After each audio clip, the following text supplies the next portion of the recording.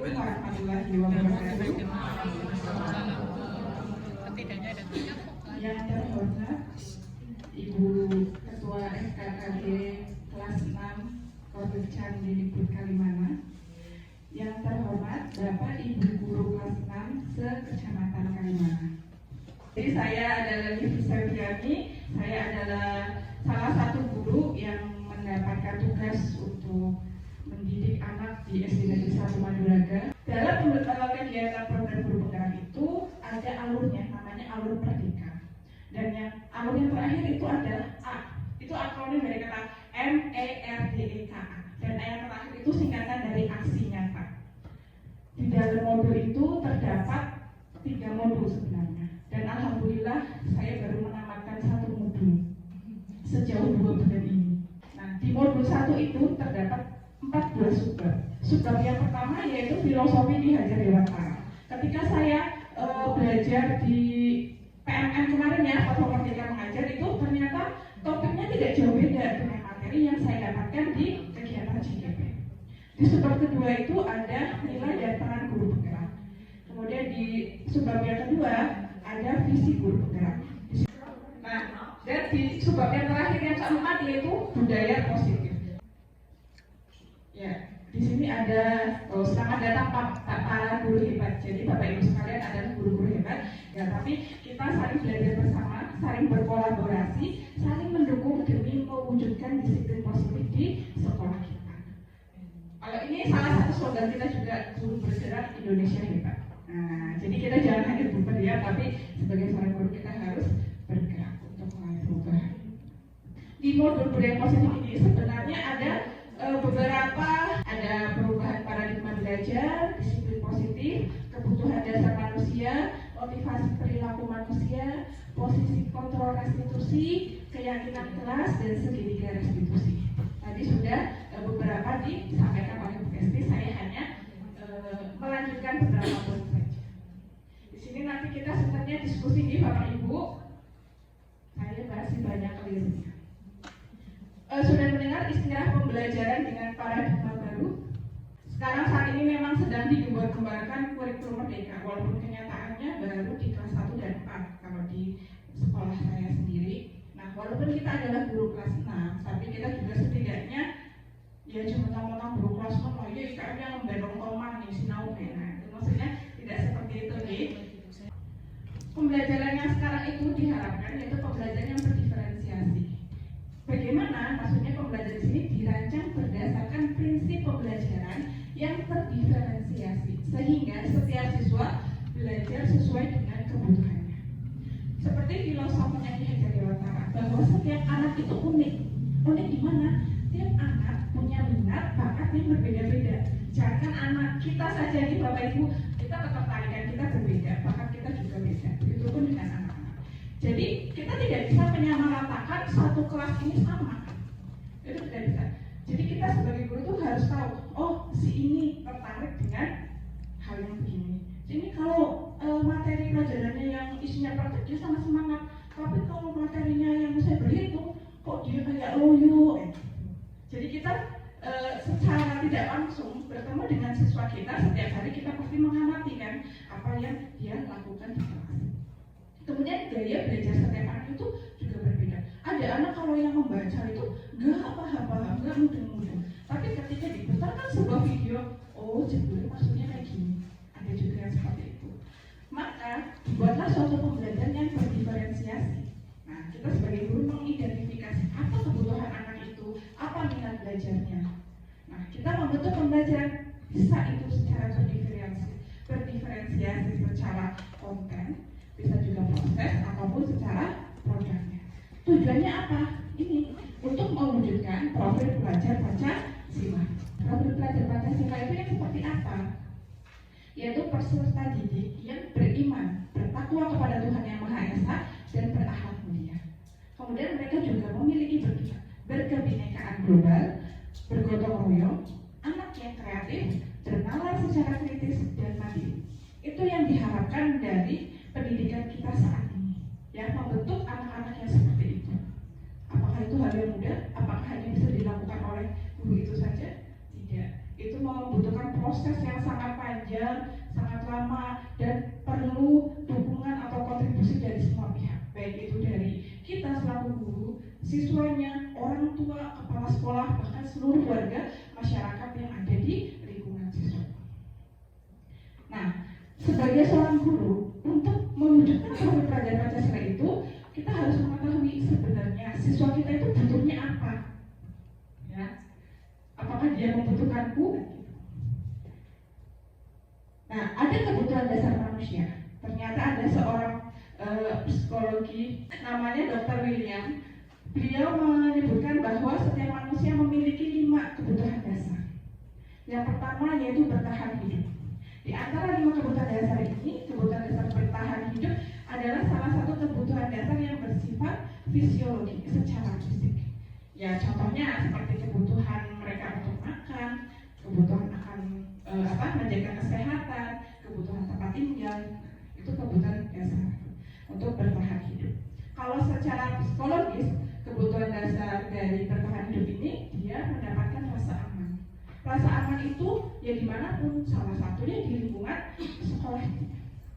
Saya contohkan seperti ini. Ada kasus, ada seorang guru, dia mendapat laporan dari siswanya, Bu, kita anggapnya ada namanya Edo. Bu, si Edo itu bikin kesel banget, Bu. Masa dia tuh selalu mengambil bekal makanannya temennya, Bu, dipaksa lagi. Nah, seorang guru itu pasti akan bingung biasanya. Kenapa ya kira-kira? Menurut Bapak Ibu kenapa? Ada seorang anak yang seringnya ngambil bekal makanan temannya, mintanya bukan minta aku minta, tapi langsung dia colok makan, maksa gitu loh. Kira-kira kenapa Bapak Ibu? Tidak dibawain sangu, ya bisa juga seperti itu ya. Nah, jika kita tanyakan ke si anaknya, kenapa dia melakukan hal itu, bisa jadi yang disampaikan oleh Bapak Ibu sekalian bisa jadi benar. Mungkin dia merasa lapar dan ternyata orang tuanya tidak memberikan bekal dia, entah mungkin uang jajan atau bekal makanan. Jadi dia itu sedang berusaha untuk mempertahankan dirinya, mempertahankan hidupnya, untuk menginginkan memenuhi kebutuhan dia, kebutuhan lapar. Ya kan? Namanya lapar ya harus makan. Nah, anak itu karena dia tidak ada makanan, dia ambillah punya. Kemudian kebutuhan yang selanjutnya yaitu kasih sayang dan rasa diterima. Bukan hanya anak, Bu, kita juga butuh kasih sayang dan rasa diterima. Ya. Kasih sayang dan rasa diterima ini, ya, di semua lingkungan, baik itu dari orang tua, dari keluarga, dari teman-teman, dari pasangan kita, ataupun dari lingkungan sekitar masyarakat. Apalagi anak-anak yang ada di lingkungan kelas, pasti dia ingin teman-temannya, ya, menganggap bahwa dirinya itu ada, mendapatkan rasa kasih sayang. Kalau kita perhatikan di kasusnya Edo tadi, dia melakukan hal itu bisa saja karena kalau dia mengambil makanan temannya, maka teman-temannya akan lebih memperhatikan si Edo. Nah, catatlah caranya biar aku diperhatikan. Nah, nanti ketika temannya lapor ke gurunya, makanya tadi gurunya juga akan memperhatikan dia. Nah, ketika gurunya itu memberikan laporan kepada orang tuanya otomatis juga akan lebih memperhatikan si Edo lagi. Itu mungkin salah satu kebutuhan yang ingin dipenuhi oleh si Edo. Yang ketiga yaitu kebutuhan penguasaan. Kebutuhan ini biasanya si anak itu selalu ingin menjadi pemimpin. Ya, apa yang dia lakukan itu biasanya dia melakukannya dengan sungguh-sungguh. Dia ingin terlihat bahwa dia itu memiliki keunggulan atau prestasi. Nah, bisa saja ketika ditanya, kamu kenapa kok ngambil makanan teman-teman kamu? Jika si Edo misalnya menjawabnya, biar teman-teman saya takut sama saya. Jadi kan mereka nggak bisa macam-macam. Nah, itu maksudnya berarti si anak ini ingin menjadi penguasa di kelasnya dia, biar anak-anaknya, teman-teman yang lain merasa takut sama dia. Sedangkan untuk kebutuhan yang keempat yaitu kebutuhan kebebasan. Kebutuhan kebebasan di sini yaitu dia itu ingin melakukan apa yang dia mau. Pokoknya karena aku kepenting ini, kepenting itu. Dia itu anak-anak yang memiliki kebutuhan dasar kebebasan, dia itu cenderung tidak mau diam. Bu gurunya lagi mulai, terus bisa menjago sana sini, ngambil TPS-nya temennya, coret-coret meja, ya kan? Teman-temannya lagi memperhatikan, dia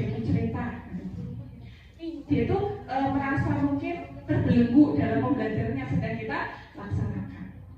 Nah, jika kita bertanya ke si Edo, kenapa kamu makan ini? Bisa aja dia dapat bekal, dikasih bekal dari orang tuanya, cuma mungkin dia merasa, aku bosen bu, makanannya itu aja, mie goreng, lihat makanannya temannya, ya, ada sosis, ada telur, ada apa ini. Nah, mungkin di situ dia berusaha memenuhi kebutuhan dasar kebebasan dia. Dia cenderung akan mencari hal yang dia sukai. Jadi anak yang seperti ini biasanya dia itu suka melakukan hal yang dia gemari. Sedangkan kebutuhan dasar yang kelima yaitu kesenangan. Nah, apalagi anak SD masih ranahnya dalam bermain. Dia selalu senang bermain. Menurut filosofi yang ada diwawancara, seorang anak memang dia posisinya dalam bermain. Jadi sebagai seorang guru, gimana caranya kita bisa mengemas pembelajaran kita di kelas yang menyenangkan dengan kegiatan yang ada permainannya, mungkin seperti yang tadi dicontohkan oleh Bu Esti di depan. Nah itu cukup menginspirasi juga dengan bermain-bermain. Di antara kelima kebutuhan dasar ini, apakah hanya dibutuhkan oleh si Edo? Tidak. Tidak, kita semua, bahkan saya sendiri memiliki kebutuhan dasar kelima ini. Setiap orang, seluruh orang pasti memiliki kebutuhan dasar ini. Dan kita akan melakukan apapun untuk memenuhi kebutuhan ini, ya. Namun caranya jangan sampai keliru, gitu. Jadi tugas guru tuh di sini, karena anak-anak terkadang mereka memiliki kebutuhan dasar ini, dia mengambil langkah yang keliru, seperti si Edo tadi, ingin diperhatikan tapi dengan cara yang keliru. Ingin makan biar tidak makan tapi dengan cara yang keliru. Di sini adalah tugas kita sebagai seorang pendidik. Makanya kita itu sebagai guru harus memahami karakter anak satu-satu. Oke, yang selanjutnya, gimana cara kita menempatkan diri agar bisa memenuhi kebutuhan dasar mereka? Dalam teori tadi Dr. bilang itu terdapat posisi kontrol. Ada 5 posisi kontrol. Di sini saya contohkan sebuah kasus. Edo terlambat datang ke sekolah. Dia baru sampai di sekolah 20 menit setelah pembelajaran dimulai. Kejadian seperti ini bukan yang pertama kali bagi Edo. Beberapa hari yang lalu, Edo juga datang terlambat. Apa yang Bapak atau Ibu guru lakukan saat menghadapi permasalahan tersebut? Kira-kira di sekolah Bapak Ibu adakah anak yang datang terlambat? Ada yang membuatan? Ada. Terus apa yang Bapak Ibu guru lakukan? Setrap. Ada panggilan setrap. Setrapnya tidak diapain Pak? Keluarin. Kalau Bapak Ibu yang lain diapakan Bu? Suruh keluar. Dinasehati saja. Ya. Dan kebetulan kasus ini juga ada di sekolah saya, di kelas saya tepatnya. Dan kadang sampai lagi-lagi itu lagi, dia lagi yang terlambat itu aja. Nah, apa sih posisi kontrol itu? Yang pertama ada posisi sebagai penghukum. Yang kedua ada posisi sebagai pembuat merasa bersalah. Ketiga ada posisi teman. Keempat adalah posisi pemantau. Dan yang terakhir adalah posisi manajer. Apa sih posisi-posisi ini? Nah, kita akan bahas satu-satu di Bapak Ibu. Bukan dibahas, didiskusikan bersama. Yang pertama, posisi penghukum. Biasanya guru saya lah ketika menghukum anak itu seringkali menggunakan jari nunduk-nunduk. Kadang-kadang kayak gini. Apa sih namanya bahasanya? Berkaca pinggang ya bahasanya apa tentek. Terus kadang menghardik, membentak. Misalnya tadi Edo datang. Edo, lagi-lagi ya, kamu lagi terlambat lagi, tiap hari terlambat lagi. Kamu jadi anak nakal banget sih. Sudah, lari lapangan, 2 kali. Tapi anaknya, kok lari buru-buru. Protes lagi, udah terlambat, protes 5 kali ke lapangan. Itu kan hukumnya. Itu saya loh. Kayaknya Bapak Ibu tidak seperti itu. Itulah salah satu contoh posisi penghukum. Ternyata hukuman bukan cuma fisik, bukan hanya disuruh lapangan. Secara verbal itu tanpa sadar kita sering melakukan hukuman. Kita maju ke kelas, coba kerjakan itu. Ceritanya itu ada anaknya lagi ngobrol. Sampai depan, bingung nih nggak bisa mengerjakan. Makanya kalau belum jelasin, itu diperhatikan jangan ngobrol terus.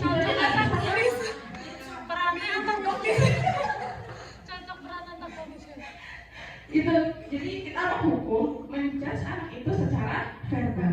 Lalu apa yang akan terjadi kalau kita melakukan itu? Dampaknya murid akan menjadi pendendam. Wah, kalau guru ya, bisa meeting bocah. Nanti kalau udah lulus ingat kayak buka kayak gitu. Basic kayak motorik basic. Nah ya, kadang juga ada anak yang memberontak, ada beberapa anak yang berani untuk memberontak, dan bahkan si anak itu kadang tidak menyukai pelajaran guru itu. Mungkin sebenarnya ada kasus juga salah satu di sekolah saya, jadi ada guru yang menurut anak itu agak galak, jadi setiap pelajaran dia itu nggak berangkat gitu kan, justru merugikan si anak gitu. Kalau kita berada dalam posisi penghukum. Yang selanjutnya yaitu posisi pembuat merasa bersalah. Kalau ini bagaimana? Gurunya itu berbicara sih dengan nada yang tenang, nggak kayak tadi mencak-mencak ya, cenderung lembut, tapi kata-katanya menyalahkan murid. Guru itu menyatakan seolah-olah itu kesalahannya itu ada pada murid dan membuat muridnya malah menjadi menderita. Si siswa ini merasa gagal kalau dia tidak sanggup membahagiakan orang lain. Misalnya tadi Edo kan terlambat. Edo, kamu terlambat lagi nak. Kenapa sih selalu terlambat? Kamu gak kasihan apa sama bu guru? Nanti kalau bu guru dibilang kepala sekolah gimana? Nanti dikira bu guru gak bisa membina kamu. Percuma kan bu guru udah menasihati kamu, ternyata kamu terlambat terus. Kamu gak kasihan sama orang tua kamu yang udah kerja capek-capek buat kamu, ngasih kamu uang saku. Kamu masih ada sekolahnya datang ke kamu. Gimana sih kamu nak? Memang mungkin itu tidak marah-marah, cuma di hati anak itu justru lebih menyakitkan, ya kan? Ya kalau bagi saya sih iya, ya. Jadi justru itu akan membuat si anak menjadi minder, dia merasa gagal. Oh, gara-gara saya guru saya kecewa, gara-gara saya orang tua saya kecewa. Dia akibat yang lebih fatal lagi, si anak ini akan hidup dengan rasa bersalahnya dia. Dan dia biasanya akan menjadi rendah diri dan menarik diri dari lingkungannya dia. Jadi pendiam, jadi sulit berbaur dengan orang-orang karena dia takut apa yang dia lakukan itu akan membuat orang lain kecewa. Gitu. Jadi posisi kita, kemudian posisi yang ketiga, posisi sebagai teman. Kalau bahasa anak sekarang bestie. Bu guru sangat siswanya udah kayak CS banget lah, pokoknya gue bestie gitu ya. Ini jangan sampai kalau kita posisinya seperti teman ya, ketika kita lagi diskusi sama anaknya ditanyain, anaknya jawab, kamu nanya gitu. Karena terlalu menempatkan diri sebagai teman dengan anak, ya kadang ada anak seperti itu loh. Ya kita betul, ya gitu. Jadi di posisi teman ini, nada bicara antara guru dengan anak itu cenderung ramah dan akrab. Terus cenderung bersenda gurau, sering tertawa, sering berdiskusinya itu tidak secara formal tapi secara santai, sambil glowean. Untuk membuat suasana menjadi hangat. Murid memang merasa senang, memang bagus untuk murid itu merasa senang, hanya kadang menimbulkan ketergantungan dan kecenderungan si murid terhadap guru tersebut. Mungkin sikap dia terhadap guru itu akan berbeda ketika tidak dengan guru yang dia rasa akrab. Itu. Jadi ketika misalnya Edo datang terlambat, tanya, Edo ternyata terlambat lagi nih si Edo. Kenapa sih Edo terlambat dulu? Iya Pak, saya tadi kesian. Pasti anak jawabnya kan cengengesan karena merasa, wah kamu Pak guru kayak iki, gitu. Ya, itu maksudnya posisi teman begitu. Dampaknya apa? Murid akan bergantung dengan salah satu guru, dan dia tidak akan mandiri. Dia juga maksudnya menganggap kesalahan yang dilakukan itu ya kan biasa. Lah paling pakai iki. Dan dia tidak berpikir untuk dirinya sendiri. Dan dia itu sulit untuk berperilaku baik. Dan dia bisa baik hanya kepada orang tertentu yang dianggap akrab itu. Kemudian posisi yang keempat yaitu posisi pemantau. Bersuaranya secara datar, tidak emosi, tidak sedang gurau, ataupun tidak meninggikan suara. Biasa aja kayak seperti orang sedang berbicara, berdialog biasalah dengan murid. Mengandalkan perhitungan atau data untuk mengontrol muridnya. Dan dia selalu mengarahkan muridnya berdasarkan peraturan dan konsekuensi yang tadi sudah disampaikan oleh Bu Esti mengenai peraturan dan konsekuensinya. Senantiasa memantau muridnya diberi sebuah sanksi atau hukuman, dia akan tetap mengawasi. Contohnya tadi Edo datang pertama. Edo, kamu tahu jam masuk sekolah itu jam berapa? Jam 7, Bu. Nah sekarang jam berapa? Jam 7.20. Nah berarti kamu tahu sekarang kamu sudah datang terlambat. Kamu tahu konsekuensinya kalau datang terlambat? Si Edo menjawab, tahu Bu, saya harus tinggal di kelas selama istirahat Bu. Selama 20 menit saya mengerjakan tugas tambahan dari Bu guru. Nah itu kamu tahu. Berarti nanti saat istirahat kamu nggak boleh keluar ya, di kelas saja mengerjakan tugas tambahan. Nah jadi kalau posisi memantau ini, dia itu cenderung mengaitkan kesalahan anak dengan peraturan yang ada, terus memberikan konsekuensi kepada anak tersebut. Dampaknya apa? Murid akan menghitung konsekuensi dan hadiah tanpa memahami nilai kebajikan yang dituju. Tidak sepenuhnya mandiri. Maksudnya apa? Jadi dia kayak gini sewaktu-waktu. Udah siap, aku jalan lambat nggak apa-apa lah, paling nggak boleh istirahat sama guru. Itu loh maksudnya, ya. Saya nggak mengerjakan PR, paling nanti cuma disuruh bersih kamar mandi sama guru. Padahal tujuan kita, kenapa anak harus datang tepat waktu? Pengennya itu anak tahu kalau dia datang tepat waktu, dia tidak akan terburu-buru. Dia melakukan sesuatu pun akan lebih nyaman. Itu akan memunculkan dirinya dia. Jadi dia datang tepat waktu bukan karena untuk menghindari konsekuensi, tetapi ya untuk dirinya sendiri. Itu sebenarnya tujuannya. Kemudian posisi yang kelima, posisi manajer.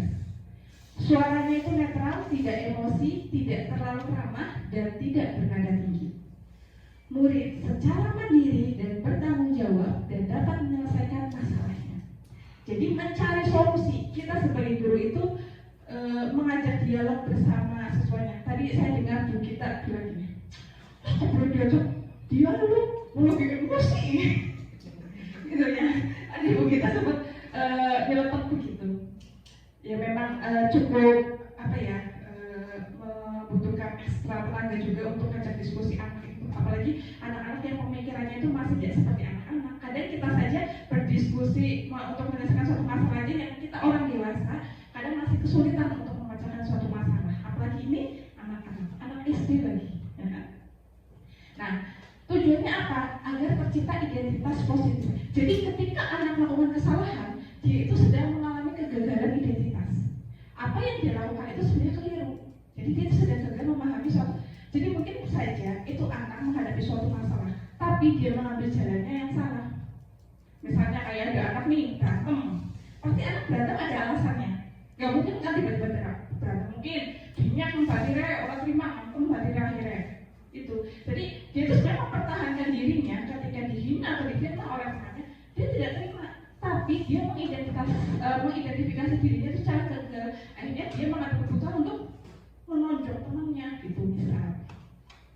Nah, dalam posisi manajer ini kita sebagai guru itu mengajak anak untuk berdiskusi agar si anak mau bertanggung jawab, merefleksikan apa kesalahannya. Dampaknya apa? Murid akan mandiri, percaya diri, dan dapat memecahkan masalah. Harapannya seperti ini. Mulai belajar dari kesalahannya, dan harapannya kesalahannya itu tidak diulangi kembali. Saya mau tanya sedikit Bu, ketika ada masalah di kelas Bapak Ibu sekalian, pasti Bapak Ibu sudah menasehatinya kan ya. Nah, harapannya anak tidak mengulangi lagi, tapi kenyataannya bagaimana? Diulangi lagi. Oke, yang selanjutnya segitiga restitusi. Tadi sudah dijelaskan sedikit oleh Bu Esti mengenai restitusi. Saya sudah berdiskusi panjang lebar sebenarnya tujuannya apa. Nah, tadi sudah tahu kita 5 kebutuhan dasar manusia. Terus posisi kita sebagai seorang guru. Sebenarnya posisi itu bukan hanya untuk kita sebagai seorang guru, tapi juga bisa posisi kita sebagai orang tua di rumah. Nah, apa ini segitiga restitusi? Segitiga restitusi itu adalah proses dialog yang dijalankan oleh guru agar dapat menghasilkan murid yang mandiri dan bertanggung jawab. Nah, di posisi manajer itu mengembangkan motivasi secara intrinsik dari dalam diri muridnya. Kalau tadi yang menghukum, Itu nanti si murid datang tepat waktu karena takut dihukum. Ya, dia merasa bersalah, si murid tepat waktu karena merasa kasihan sama bu gurunya, dimarahin terus sama kepala sekolah. Ya, kasihan sama ibunya kalau udah kerja capek-capek, si anaknya belajarnya asal-asalan berangkat aja. Nah, jadi pemantau karena kita takut diawasi dan mendapat konsekuensi. Itu tadi. Padahal harapannya anak-anak yang ada di Indonesia ini diharap menjadi anak-anak yang memiliki profil pelajar Pancasila. Dia memiliki motivasi di dalam dirinya sendiri.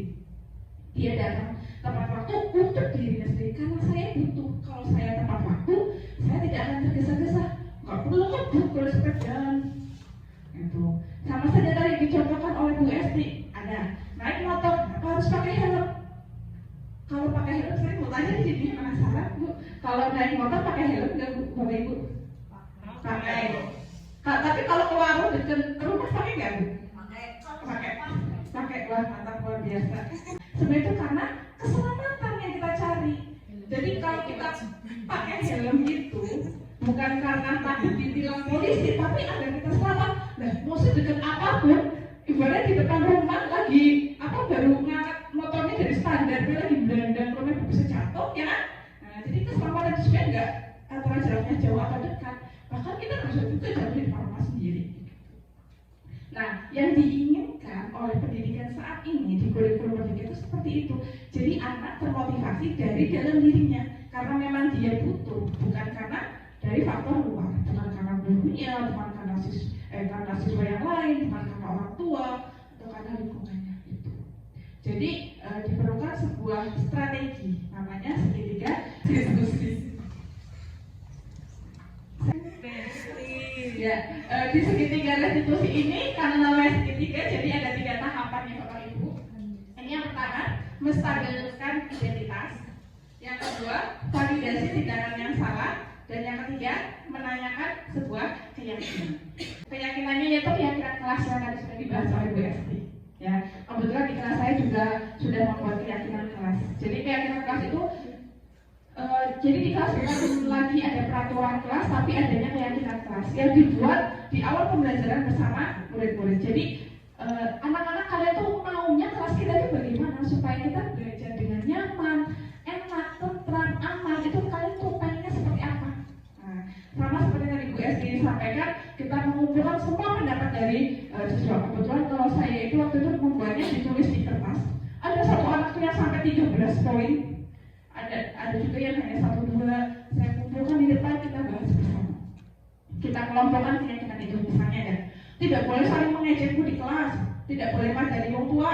Itu kita kelompokkan jadi satu. Berarti kita harus menghargai orang lain, kayak gitu. Jadi nanti ketika si anak melakukan suatu tindakan yang tidak sesuai dengan keyakinan kelas, nah kita bisa mengaitkannya lagi dengan menanyakan keyakinan. Apakah tindakan kamu sudah sesuai dengan keyakinan yang kita sepakati bersama? Itu maksudnya, ya. Tahap-tahapannya yang pertama yaitu menstabilkan identitas. Pertama, berdasarkan prinsip membuat kesalahan adalah proses pembelajaran. Manusiawi, salahnya wajar. Misal, ada 2 orang sedang berkelahi, ada satu anak yang narik baju temannya sampai kancingnya itu pada lepas. Kita panggil lah ya si anak ini yang merusak kancing temannya ke kantor. Kita ajak mereka berdialog. Berdialognya nanti ibu kita, kalau anak sudah tenang, jalan lagi tersebut diajaki ngomong si anak, yang ada anaknya tambah emosi. Kita dudukkan dulu biar dia tenang dulu. Di sini kita berperan menggeser dari identitas murid yang gagal tadi ke identitas yang nah, walaupun anak itu melakukan kesalahan, menarik baju temennya sampai kancingnya lepas, tapi kita tidak boleh mengkritik anak yang sedang mengalami identitas kegagalan itu dong. Tapi kita bisa mengajukan suatu pertanyaan atau pernyataan. Nah, kita bisa mengajukan pertanyaan atau pernyataan ke anak-anak. Gini, ya setiap orang pasti pernah melakukan kesalahan, ya. Kamu tadi narik baju temannya itu, kamu pasti marah ya? Iya Bu, dia marah banget, lagi emosi ceritanya. Saya marah banget tuh, terus dia minta saya Bu, padahal saya nggak kayak gitu.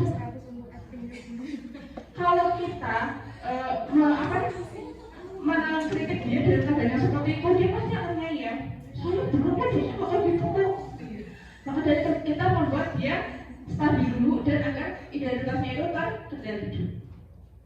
Menanyakan bahwa apa yang dia lakukan itu orang lain juga bisa ngomong seperti itu, kayak ya bukan cuma kamu nak, kalau guru di film itu juga pasti akan merasa marah gitu loh. Maksudnya apa yang dia rasakan kita juga bisa merasakannya, tetapi walaupun itu bukan berarti kita membenarkan apa yang dia lakukan. Marahnya bu guru ketika marah ya, tapi kalau masalah pakaian temannya itu bukan seperti itu maksudnya gitu loh. Kalau masalah emosinya ya kita intinya kita menyampaikan ke siswa loh, kalau bu guru paham apa yang kamu rasakan, aku mengerti kamu lah pokoknya nak ya. Nah setelah itu selanjutnya kita melakukan validasi tindakan yang salah. Berdasarkan prinsip setiap perilaku berupaya memenuhi kebutuhan tertentu. Tadi kebutuhan itu si anak melakukan hal itu karena dia ingin memenuhi kebutuhannya. Apa kebutuhannya? Kalau tadi mungkin si Edo menarik baju temannya karena dia difitnah, dia ingin mempertahankan hidupnya karena dia tidak merasa seperti itu, jadi dia melakukan tindakan yang keliru. Tindakannya itu narik baju temannya. Nah di sini guru mulai bergeser dari pemikiran stimulus respon ke yang pemikiran proaktif, melakukan tanya jawab kepada siswa, dan guru mengakui kebutuhan muridnya itu. Bisa memberikan pertanyaan atau pernyataan dengan suara yang tidak mencolok. Ya bu guru tahu nak, kamu melakukan itu tuh alasannya apa? Ditanya dengan baik-baik. Saya itu difitnah bu, orang saya nggak kayak gitu, dibilangnya kayak gitu. Ya saya nggak terima lah bu, kesel banget saya difitnah. Saya tarik aja anaknya sampai bajunya lepas, biarin nggak tahu rasa. Nah. Terus kita memberikan pernyataan atau pertanyaan, misal contohnya ya, sebenarnya kamu bisa ya nak melakukan hal yang lebih buruk dari itu ya, tapi kamu sudah berhasil mengontrol diri kamu. Tetapi selain melakukan hal itu, ada nggak sih kira-kira cara lain yang bisa kamu lakukan selain narik pakaian teman kamu itu? Nah disitu si anak mulai menyadari bahwa tindakan yang dia lakukan, keputusan yang dia ambil untuk narik pakaian temannya itu adalah keputusannya salah atau keliru. Dia berpikir untuk mencari jalan keluar dari permasalahan yang dihadapi. Nah, di sini si anak mulai kita tanya mengenai keyakinan yang sudah dia buat sebelumnya bersama-sama dengan guru. Pada dasarnya kita termotivasi secara intensif. Saat perilaku telah tervalidasi dan identitasnya sudah sukses, murid siap mengaitkan keyakinannya dengan tindakan yang salah. Contohnya, dia sudah tahu kalau menarik pakaian temannya itu keliru. Nah, kita sebagai guru kan bertanya, kira-kira apa yang bisa kamu lakukan selain melakukan hal tersebut? Ya bu, saya tahu seharusnya saya bicara baik-baik dengan si dia, bukan langsung narik bajunya. Saya bilang baik-baik, artinya kalau apa yang dia bilang itu nggak benar. Nah, anak diajak untuk mencari jalan keluar dari tindakannya ini. Terus kita tanya, apa kaitannya dengan kesepakatan yang sudah kita buat? Apa yang kamu yakini? Ya kita harus menghargai orang lain itu. Tidak boleh main nonjok atau main bajunya temannya saja. Terus bagaimana cara kamu untuk menyelesaikan masalah ini? Bukan kamu dan narik baju temannya, kamu nanti transfer berselesai ya. Ibu nggak boleh dia mau berantem lagi. Seperti itu, tapi dicari gimana? Mungkin anak berbeda karena dia merasa salah, ya tentu saya akan minta maaf sama teman saya. Nah terus itu pakaian yang sudah terlanjur rusak bagaimana? Nah bisa nanti dengan ya saya akan memberi ibu atau saya jahit lagi pakaiannya. Nah seperti itu.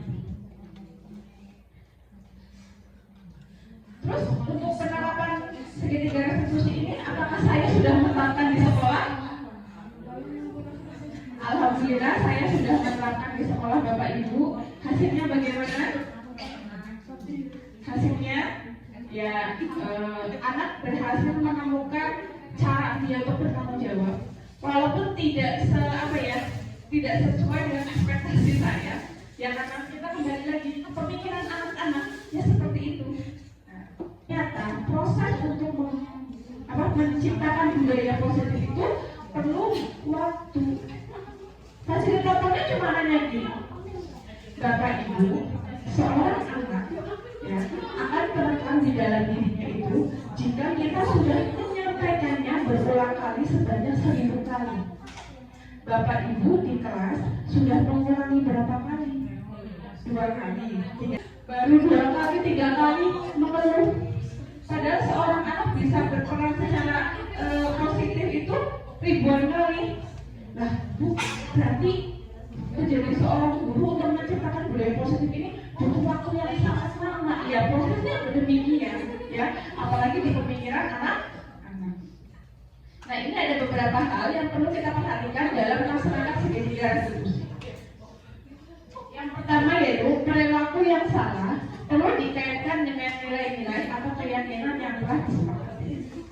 Selanjutnya, kesediaan orang yang melakukan kesalahan untuk memperbaiki diri. Jadi si anak yang melakukan kesalahan dia memang harus bersedia untuk memperbaiki diri. Kemudian pemecahan masalah sebisa mungkin relevan dengan masalah yang ada. Kemudian perlu adanya usaha untuk perbaikan dari pihak yang membuat kesalahan. Si anak yang mau usaha kalau dia salah dia mau memperbaiki, ada usaha dari sana. Dan perlu dedikasi waktu dari pihak yang membuat kesalahan. Dia mau belajar terus untuk memperbaiki kesalahan. Yang selanjutnya, alhamdulillahirabbil alamin. Oke Bapak Ibu, itu tadi sedikit bincang-bincang kita ya, antara bingung tambah bingung setelah ada salah atau ada. Oh ini untuk Bu mau bertanya. Kayaknya kerasnya di belakang. Dan saya kira kaitannya dengan yang sudah disampaikan oleh Livi dan Pak Esti, terima kasih sekali. Kami berikan apresiasi dan dukungan yang luar biasa kepada pendengar kedua, dan itu kan buat mudah-mudahan menjadikan kita semuanya ya untuk bisa ikut seperti panjenengan semuanya. Dan kaitannya dengan yang sudah disampaikan tadi, itu kan kita untuk kelas 2, 3, 5 dan 6 kan masih menggunakan kurikulum 13. Jadi mungkin hal yang tadi disampaikan itu kan bisa juga diterapkan di kurikulum 13 ini, tidak hanya yang kelas 1 dan kelas 4 saja. Okay? Jadi intinya tadi saya berpikir kita masih dari saya dengarkan tadi, saya simak tadi, kita masih menggunakan K13, tapi untuk pembelajaran model seperti itu kan saya yakin masih bisa juga diterapkan untuk kurikulum 13 ya. Jadi itu juga kalau bisa kita memadukan itu mungkin akan lebih bagus lagi. Itu hanya itu saja sih yang saya sampaikan ya, karena saya berpikirnya masih menggunakan K13, tapi yang disampaikan itu kan kurikulum merdeka ya, kaitan dengan kurikulum merdeka, tapi tidak clear ya Bapak Ibu ya, kalau kita bisa menerapkannya untuk pembelajaran kita yang masih menggunakan kurikulum 13. Terima kasih Mbak Esti, Mbak Livi, ya, semuanya yang sudah disampaikan itu sangat bermanfaat sekali bagi saya pribadi dan tentunya buat semuanya. Terima kasih untuk Bu Mulyani. Jadi memang apa yang tadi saya dan Bu Esti sampaikan yang mungkin hanya sedikit itu tidak hanya untuk di kurikulum tetapi di kita yang di kelas masih kurikulum 13 sangat bisa menerapkan. Sebenarnya tanpa kita sadari kita sudah menerapkan sebagian gitu kan ya. Hanya kita tidak tahu teorinya saja, ya kan? Secara praktek sebenarnya sudah segitiga restitusi tadi itu sebenarnya kita sudah melakukan ya, ada anak pasti kita tanya alasannya gitu. Jadi dalam penerapannya pun tidak harus langkah-langkahnya 3 itu. Kita hanya mengambil salah satunya juga bisa. Kita melihat kondisi keseharian di kelas kita. Karena permasalahan yang kita dihadapi di kelas kita itu pada kenyataannya lebih kompleks, lebih banyak, lebih rumit seperti itu. Semangat nih Bapak Ibu, siap untuk mendaftar calon guru penggerak? Siap dong Bapak Ibu. Kita bergerak, kita harus bergerak dan kita harus menggerakkan yang lain. Begitu nih. Oke, akhir kata dari saya mohon maaf jika banyak kesalahan. Maaf kepada Bu Gita ya yang dari tadi saya panggil namanya nih. Terima kasih juga untuk forum FKKG yang telah memberikan izin dan waktunya untuk saya dan Bapak Ibu sekalian yang sudah rela pulang siang demi mendengarkan saya yang mungkin tidak seberapa ini. Akhir kata saya mohon maaf. Wassalamualaikum warahmatullahi wabarakatuh.